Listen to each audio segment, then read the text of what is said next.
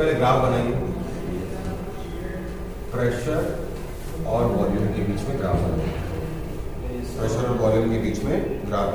वो ग्राफ कुछ इस तरीके से दिखाया गया है।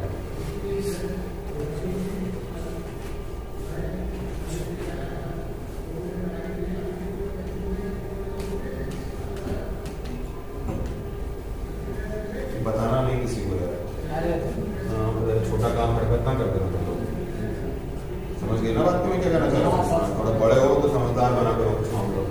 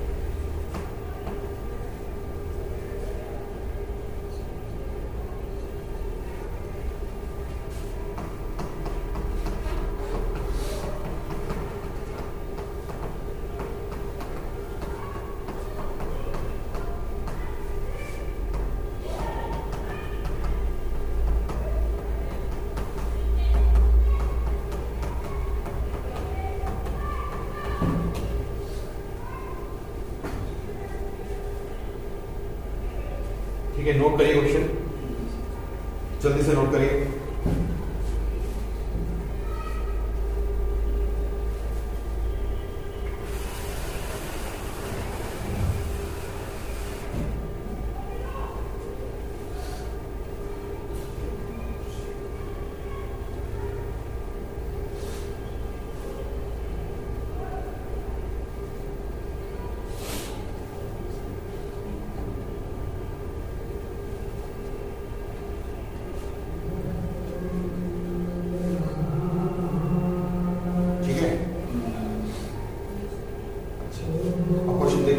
क्वेश्चन देखो बेटा, सुनिए, जो लोग पीछे लगे वो याद समझ ना पाए। क्वेश्चन बहुत सिंपल है। आपको एक ग्राफ दे रखा है, आपको पता है यार ग्राफ जो है वो प्रेशर और वॉल्यूम के बीच में ही होगा, दाब तथा आयतन के बीच में होगा, और वो ग्राफ कुछ इस तरीके से दे रखा है। ठीक है, त्रिभुज क्या आकार का बना हुआ है, क्या बना हुआ है, इससे आपको घबराने की जरूरत नहीं है। अगर आप आयतन की यूनिट होती है, आयतन की यूनिट आप जानते हैं मीटर क्यूब होती है, और दाब का जो मात्रक होता है वो न्यूटन प्रति मीटर स्क्वायर होता है, जिसको पास्कल भी कहते हैं। कभी कभी पास्कल लेके आएगा, तो ये स्टैंडर्ड यूनिट है, मतलब ऐसा यूनिट है। अच्छा, हमसे ये पूछा गया है कि ग्राफ से ज्ञात कीजिए, ग्राफ से ज्ञात कीजिए कि गैस की अवस्था A से B तक ले जाने में कितना किया गया कार्य। तो आपको जैसा पार्ट दिया हुआ आपको वैसा ही दिमाग लगाना है। आपसे कहा गया भाई A से B तक, तो आपको सिर्फ आपके ग्राफ में ऐसा लग रहा है कि A से B जा रहे हैं और B से C भी जा रहे हैं, क्योंकि 3 बना हुआ है। तो आपको लेकिन जैसा सवाल पूछा कि आपको सिर्फ उस समय उतना ही सोचना है। यानी कि अगर हमसे कहा गया कि भैया A से B तक किया गया कार्य, तो आपको अगर पहला पार्ट बेटा हल करना है तो आपने ऐसा बनाया, आप सिर्फ उसका टुकड़ा बनाइएगा, कौन सा, A से B तक। ये देखिए, आप सिर्फ इतना बनाए, ये पॉइंट कौन सा है बेटा, A, ये पॉइंट कौन सा है, B। आपको सिर्फ इतना ही देखना है। जैसे अर्जुन को चिड़िया की आंख दिख रही है, मुझे सिर्फ A से B दिख रहा है, बाकी क्या दे रखा है मुझे उससे डरने की जरूरत नहीं। यहाँ पे जितना कहा जाए उतना काम करना है। तो भैया A से B, हमें पता है A से B का ये ग्राफ है, तो किसी भी ग्राफ के अंदर का जो एरिया होता है, समझ लीजिए वही कार्य को संबोधित करता है। यानी कि आप इसका ये क्षेत्रफल निकाल लीजिए। भाई क्षेत्रफल के लिए आपके मार्क बने हुए, ये कितने का निशान बना हुआ है, 10 का। ये कितने का बना हुआ है बेटा, 30 का। और यहाँ पर ये वैल्यू भी कितने की बनी हुई है, 10 की बनी हुई है। यानी कि अगर सॉरी ये 50 का है, गया 50 का। तो बताइए अगर मैं इसका क्षेत्रफल निकालूंगा तो क्षेत्रफल हो जाएगा लंबाई इंटू चौड़ाई। यहाँ से यहाँ तक इसको लंबाई मान लो, ये 50 है और ये 10 है, इनका डिफरेंस कितने का हो गया 40 का। ठीक है, लंबाई 40 की और ये लंबाई तो कितने की होगी 10 की होगी, यानी कि 40 इंटू 10, यानी कि कितना क्षेत्रफल आ गया इसका 400। यानी कि वर्क डन की वैल्यू, वर्क डन ए से बी प्रक्रिया में कितना वर्क डन होगा बेटा 400 कितना जूल। लेकिन मैंने बताया जल्दीबाजी मत करना है, जल्दीबाजी नहीं करनी है, जल्दीबाजी नहीं करनी है। आपने वर्क डन तो निकाल लिया 400 जूल, लेकिन ये 400 जूल प्लस होगा या माइनस होगा, ये चीज आपको ध्यान रखना है। देखिए सीधी सी बात है, जरा ध्यान से देखिए ए से बी प्रक्रम में क्या हो रहा है। ए से बी प्रक्रम के दौरान आप यहां से यहां जा रहे हैं, यानी कि आपका आयतन बढ़ रहा है कि घट रहा है, बताइए। ए से बी की तरह जा रहे हैं, आयतन बढ़ रहा है कि घट रहा है, बढ़ रहा है। अरे भाई ए से बी की तरफ जा रहे हो, ए का आयतन कितना है 50 और बी का आयतन कितना है 10, अरे भाई घट रहे हो, तो आयतन घट रहा है तो वर्क डन कैसा होगा नेगेटिव। ठीक है भाई, तो मैं ये थी, इसीलिए मैंने कहा भाई जल्दीबाजी नहीं करिएगा, यानी कि वर्क डन की वैल्यू कितनी हो जाएगी बेटा माइनस। पहले तो एरिया निकालिए, एरिया तो प्लस ही होता है, एरिया कभी माइनस नहीं होता, लेकिन आपको ध्यान देना है क्योंकि आपका आप क्या लिखोगे आयतन क्या कर रहा है बेटा घट रहा है, इसलिए जल्दीबाजी नहीं करनी है, आयतन आपका घट रहा है। इतनी बात समझ आ गई, चलिए, यानी कि पहला पार्ट आपका सॉल्व हो गया। अब दूसरा पार्ट देखिए, ग्राफ से ज्ञान कीजिए गैस की अवस्था ए से बी तक ले जाने में किया गया कार्य। दूसरा देखिए गैस की अवस्था बी से सी तक ले जाने में किया गया कार्य, बी से सी तक। अब जब बी से सी देखेंगे तो अगर आपको प्रॉब्लम को सॉल्व करना है तो आप ऐसे करेंगे बेटा, ये हो गया है प्रेशर और ये हो गया वॉल्यूम। आपको अर्जुन को सिर्फ चिड़िया की आंख दिख रही थी, यानी कि अब आपको सिर्फ कहां से कहां तक सोचना है, बी से लेकर सी तक, बाकी कुछ नहीं सोचना है, जितना पूछा जाए उतना करना है। तो बी से सी तक है, तो बताइए बी से सी तक का ग्राफ ऐसा है। तो अगर मैं इसके अंदर का क्षेत्रफल बनाऊं तो मैं यहाँ से डॉटेड लाइन बनाऊंगा और यहाँ से भी एक डॉटेड। कहना सर ये तो सवाल वैसा ही हो गया जैसा पिछला सवाल किया गया था, तो इसका मतलब है मैं इसको क्या करूंगा दो टुकड़ों में बांट दूंगा। ये निशान कितने का बना हुआ है 10 का, ये कितने का बना हुआ है 50 का, ये निशान कितने का है 10 का, और वो निशान कितने का है 40 का, यानी कि ये निशान बन गया कितने का बेटा दैट इज 40। तो मैं इसका एरिया निकालूंगा और इसका एरिया निकालूंगा। अगर मैं इसका एरिया निकालूंगा तो बताइए, मान के चलो इसके एरिया को मैं मान ले रहा हूँ क्या A1, इसके एरिया को क्या मान ले रहा हूँ A2। बताइए A1 त्रिभुज है तो त्रिभुज का क्षेत्रफल हो जाएगा हाफ इंटू ये बेस है ना, ये बेस कितना है 50 में से 10 गया कितना 40 का, और बेटा ये कितने का है 10, ये 40, इसे हाइट हो जाएगा 30 का। वेरी गुड, यानी कि A1 की वैल्यू हो जाएगी 1200, यानी कि हो जाएगी 600। ठीक हो गया। अब आप ये निकालिए, बताइए A2 कितना होगा, A2 होगा ये है 40 और ये है 10, कितना हो जाएगा 400। ठीक है, ये 400 हो गया।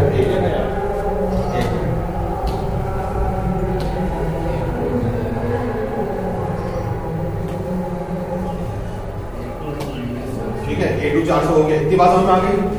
चलिए अब बताइए टोटल एरिया हो जाएगा A1 प्लस A2, यानी कि ये हो जाएगा कितना 600 प्लस 400। वेरी गुड, कितना हो जाएगा 1000, यानी कि वर्क डन की वैल्यू 1000 जूल। लेकिन ये वर्क डन कौन सी प्रक्रिया में हुआ बी से सी, थोड़ा लिख लेते हैं। अब बताइए ये वर्क डन प्लस होगा कि माइनस होगा, प्लस होगा। क्यों प्लस होगा, आयतन बढ़ रहा है। वेरी गुड, आप बी से सी जा रहे हैं, यानी कि बी से सी का मतलब कुल मिला के जाके इधर ही चल रहे हैं ना, तो जा इधर की तरफ रहे हैं, यानी कि आयतन बढ़ने की तरफ जा रहे हैं, तो आयतन बढ़ने की तरफ है, यानी कि यह वर्क डन कैसा होगा खत्म कहानी। नोट करो,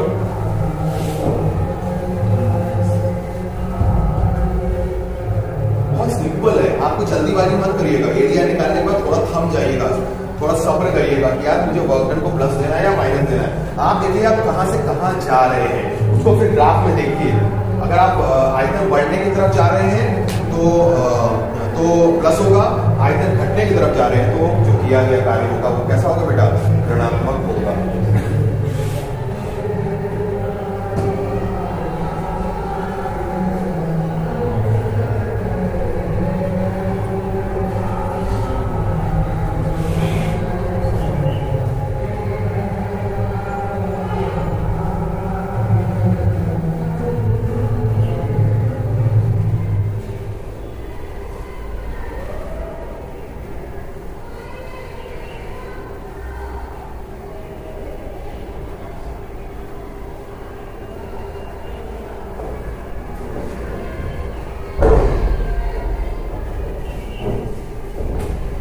मोबाइल है बस इसे दिखा देना। क्लियर हो गया सवाल सभी को?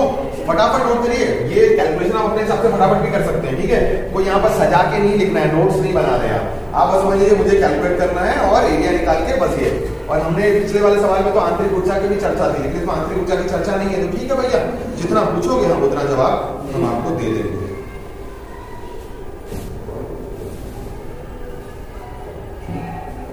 अगर आंतरिक ऊर्जा होती तो फिर मतलब कि एक आंतरिक ऊर्जा देने के लिए फिर उष्मा का जिक्र भी होता सवाल, क्योंकि भाई देखिए आप ये बताइए उष्मा गतिकी का प्रथम नियम यानी कि फर्स्ट ऑफ थर्मोडायनामिक्स कहता है Q बराबर डेल्टा U प्लस W। तो कुछ डेल्टा U या आंतरिक ऊर्जा के इंफॉर्मेशन के लिए कम से कम उष्मा का, जैसे पिछले सवाल में उष्मा का जिक्र था, तो उष्मा का जिक्र करेंगे तभी तो हम उष्मा गतिकी का प्रथम नियम लगा के सवाल को हल कर पाएंगे। आई बात समझ में?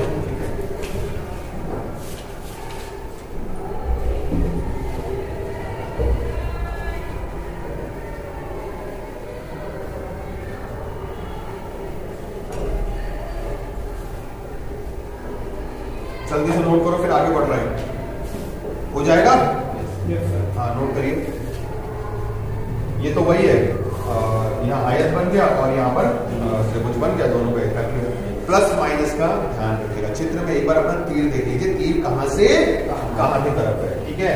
तीर आयतन बढ़ने की तरफ है तो वर्धन पॉजिटिव होगा, तीर आयतन कम होना दिखा रहा है तो भाई हमारा जो वर्धन होगा वो कैसा हो जाएगा?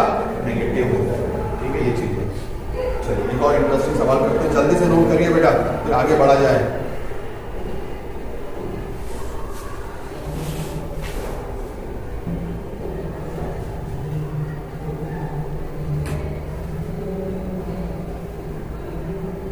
एक सवाल और बढ़िया वाला सवाल करते हैं, इसमें 10-15 मिनट लेगा, 15 मिनट का कोई फर्क नहीं पड़ता, ठीक है?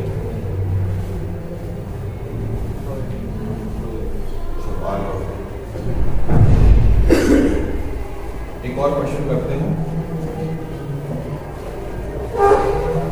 सबसे पहले क्वेश्चन को पूरा ना लिख के सबसे मेन इंपॉर्टेंट चीज क्या है बेटा? डायग्राम इज वेरी, डायग्राम से तो आधी चीजें वैसे क्लियर हो जाती है, ठीक है? तो डायग्राम इनका कुछ इस पॉइंट ए है, साथ साथ नोट भी करते जाएं ताकि टाइम हमारा बचे। थोड़ा घुमा हुआ है ग्राफ, घुमा हुआ ही बनाइएगा, तीर सही से बनाइए, कहां से कहां की तरफ है।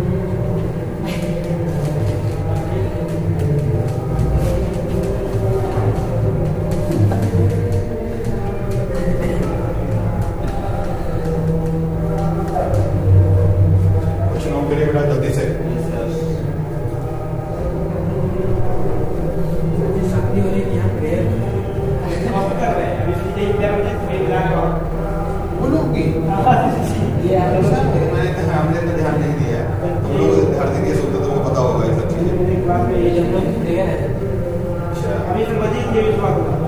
और उन्होंने वही चालू कर दिया, उनको कहाँ से मिल गया, सेव हो गया।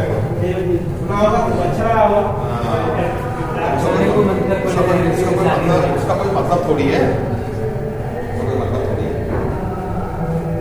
वीडियो था इसमें आ जाएगी आवाज।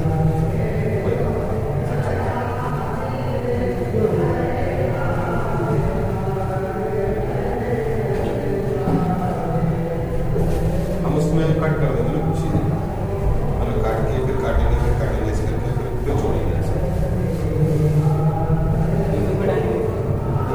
मन करेगा काट, कुछ लोग देख के हंसेंगे तो मजा तो आएगा, हंस भी रहेगा।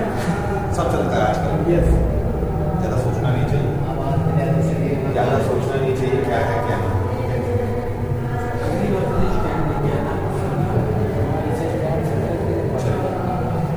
अब जो लोग पीछे रह गए भैया, वो क्वेश्चन को समझने का प्रयास करें। ये हमारा आज का आखिरी सवाल होगा, और फिर एक दो सवाल आप खुद करके भी कल आएंगे। अगले टाइम पे जब भी मैं आऊंगा तो आप खुद करके आएंगे और बताएंगे सर ये मैंने सवाल किया है, मुझसे हो गया, नहीं हो रहा तो आप मुझसे पूछेंगे, ठीक है।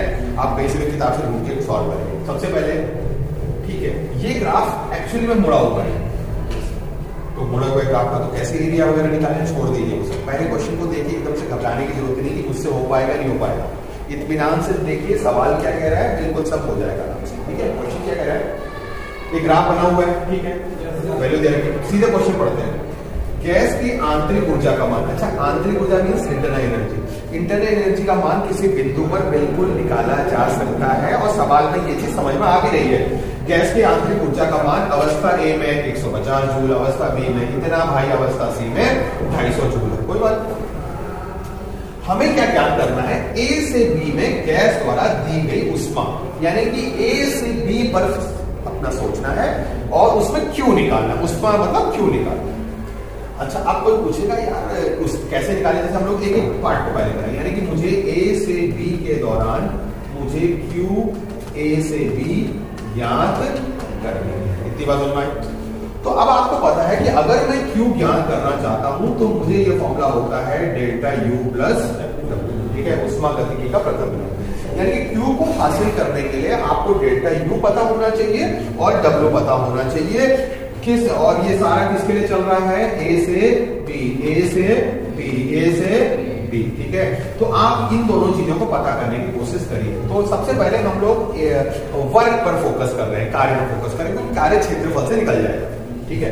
ए से बी देखिए, ए से बी, अच्छा ये जा रहा है, तो आपने ऐसा बनाया ग्राफ, ठीक है। आप कहां से कहां जा रहे हैं, ए से लेकर बी जा रहे हैं, ये जा रहे हैं, ये प्रेशर है और ये क्या है, वॉल्यूम, ठीक है। कौन है होशियार बच्चा क्लास का, बताएगा ए से बी जब हम जा रहे हैं तो सर इसके अंदर का क्षेत्रफल बन ही नहीं पाएगा, क्योंकि लाइन बिल्कुल कैसी हो गई है, खड़ी।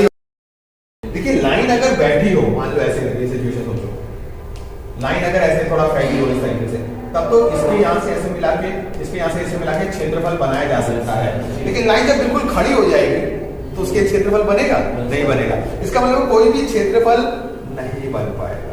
जब कोई क्षेत्रफल ही नहीं बनाएगा, यानी कि क्षेत्रफल की वैल्यू क्या हो जाएगी, जीरो। यानी कि एरिया कितना हो जाएगा, एरिया हो जाएगा जीरो। यानी कि वर्क डन ए से बी के दौरान कितना हो जाएगा बेटा, दैट इज जीरो। आई बात समझ में? जब भी लाइन खड़ी हो तो समझ लीजिए कि आयतन सेम है, यानी कि आयतन में कोई परिवर्तन नहीं हो रहा। वैसे भी देखो, आपसे कोई पूछे कि ए अवस्था में कितना वॉल्यूम है, आपसे कोई पूछे ए अवस्था में कितना आयतन है, तो ए अवस्था में जो आयतन है वो 1 है, और बी अवस्था में भी आयतन कितना है, 1 ही है। तो भाई 1 से 1 है, यानी कि आयतन में कोई परिवर्तन नहीं हो रहा। जब आयतन में नहीं परिवर्तन हो रहा है तो ना तो गैस फैलेगी ना गैस सिकुड़ेगी, यानी कि कार्य वैल्यू क्या हो जाएगी, जीरो। हम ऐसे भी समझ सकते हैं। फिर एक और तरीके से समझ सकते हैं, मैंने जब आपको स्टार्टिंग में कल लिखाया था तो वर्क डन का फॉर्मूला होता है प्रेशर इनटू डेल्टा बी। एक और चीज बताएंगे कल, तो आप इस हिसाब से देखिए, जब ए से बी में आयतन में कोई परिवर्तन नहीं हो रहा है, वॉल्यूम में कोई परिवर्तन नहीं हो रहा है, तो बताओ बेटा डेल्टा बी की वैल्यू कितनी हो जाएगी, जीरो। क्योंकि डेल्टा बी का मतलब है चेंज इन वॉल्यूम। आयतन में कोई भी परिवर्तन नहीं हो रहा। जब ये आयतन में कोई परिवर्तन नहीं हो रहा है तो बेटा वर्क डन की वैल्यू कितनी हो जाएगी, that is equal to zero. आप बहुत तरीके से समझ सकते हैं कि लाइन खड़ी है मैं क्षेत्रफल बना ही नहीं पा रहा हूं, तो तेरा वर्क डन 0। दूसरा, जब ए से बी जा रहा है तो ए पे भी आयतन और बी पे भी आयतन, दोनों पे क्या है, सेम है। जब आयतन सेम है यानी कि आयतन में कोई परिवर्तन नहीं हो रहा है। और कार्य का एक और फॉर्मूला होता है P इंटू डेल्टा V, यानी कि डेल्टा V की वैल्यू 0 हो जाएगी, तो 0। ठीक है, तो आप जब प्रैक्टिस हो जाएगी तो आप कभी भी खड़ी लाइन देखेंगे, तुरंत कहना है सर इस खड़ी लाइन में चाहे ए से बी जाओ चाहे बी से ए जाओ, वर्क डन कितना होगा, 0 होगा। इतनी बात आपको समझ में आ गई हो? चलिए तो थोड़ा छोटा कर देते हैं बेटा।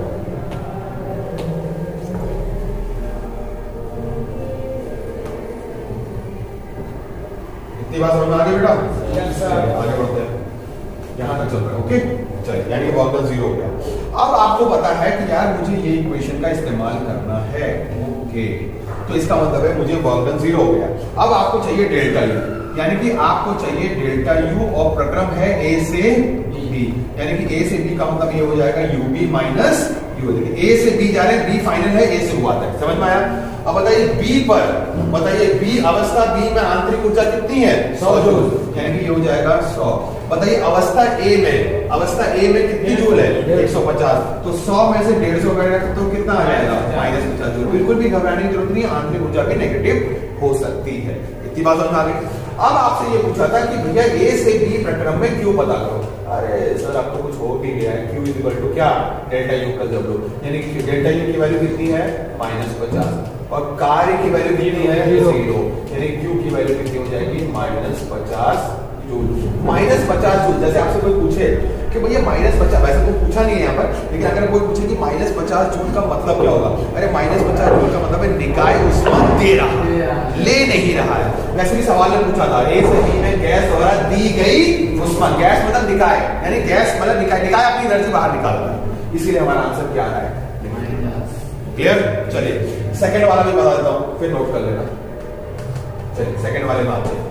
फिर पूछा है भाई बी से सी, बी से, ये तो बहुत ही आसान पार्ट है, बी से सी में गैस द्वारा कृत कार्य, तो बी से सी, तो तुम कार्य निकालना, तो आपको सिर्फ कहां से कहां सोचना है, बी से सी। अरे तो बहुत ही इजी है यार, बी से सी का कार्य तो निकालना है जी सर। तो भाई आपको सिर्फ अर्जुन को सिर्फ चिड़िया की आंख दिख रही थी, अर्जुन को सिर्फ चिड़िया की नीचे सी दिख रहा है, तो इसके अंदर का क्षेत्रफल, ये तो आयत क्या बन रहा है, ये आयत बन रहा है, तो आयत का ये मार्क 1 का है, ये मार्क 3 का है, तो ये लंबाई कितनी हो जाएगी, 2, ये हाइट कितनी है, 10, तो बताइए कितना कार्य होगा, यानी कि 2 × 10 दैट इज इक्वल टू कितना, 20 जूल। अब बताइए प्लस या माइनस, बी से सी जा रहे हैं तो आयतन बढ़ रहा है, तो वर्क डन कैसा होगा, हो गया खत्म। कितना आसान है ये वाला पार्ट, तो बहुत ही आसान है, ऐसा ही पार्ट सर आता रहे तो मजा ना आ जाए। चलिए अब आ रही है बात किसकी, बी से सी। अच्छा, बी से सी में गैस द्वारा ली गई ऊष्मा, यानी फिर ऊष्मा पता करना है, तो यानी कि तीसरे पार्ट में क्यू पता करना, तो क्यू का फिर फॉर्मूला होगा डेल्टा यू प्लस डब्ल्यू, लेकिन कौन से प्रक्रम के लिए है, बी से सी, बी से सी और बी से सी, तो पता क्यों पता करना है, डब्ल्यू बी सी तो हमने ऊपर पता ही कर लिया, यानी कि अब बारी किसकी है, डेल्टा यू। अब बताइए बेटा कौन है होशियार बच्चा जो डेल्टा यू बी से सी में यूबी माइनस यूसी होगा कि यूसी माइनस यूबी होगा, बी से सी जा रहे हैं, तो change in internal energy UC minus UB होगा, यूबी माइनस यूसी। भैया बात वाली अवस्था कौन सी है, सी, यार ये तो मैंने पूछा है, यूसी माइनस, ये बात समझ रहे हो ना, बी से सी जा रहे हैं, तो बी से सी जा रहे हैं, तो सी में से बी, सी पर कितना है, अवस्था सी में कितना है जूल, 250, बी पर कितना था भाई साहब, नहीं, अवस्था बी पर 100 जूल है, तो कितना आ जाएगा, 150 जूल आ जाएगा, 150 जूल आ जाएगा, 150 जूल जी। थोड़ा सा जगह क्रिएट कर देना, ठीक है, 150 जूल हो गया इतना। आप देखिए अब ये बचा बस क्यू, बताइए क्यू बी से सी निकालना है, वर्क डन कितना है, सॉरी डेल्टा यू कितना है, 150 निकला अभी, और वर्क डन कितना है 20, तो दोनों मिला के कितना हो जाएगा 170 जूल, दोनों प्लस है तो प्लस आएगा। इसका मतलब है प्लस आने का संकेत ये है कि निकाय ऊष्मा दे रहा है, या हम निकाय को दे रहे हैं, हम मतलब बाहर से, वैसे भी लिया है बी से सी में गैस द्वारा ली गई ऊष्मा, यानी कि निकाय ऊष्मा, बस यानी कि सब चीज बिल्कुल परफेक्ट है। वैसे करना है, सब नोट करिए जल्दी से, बढ़िया।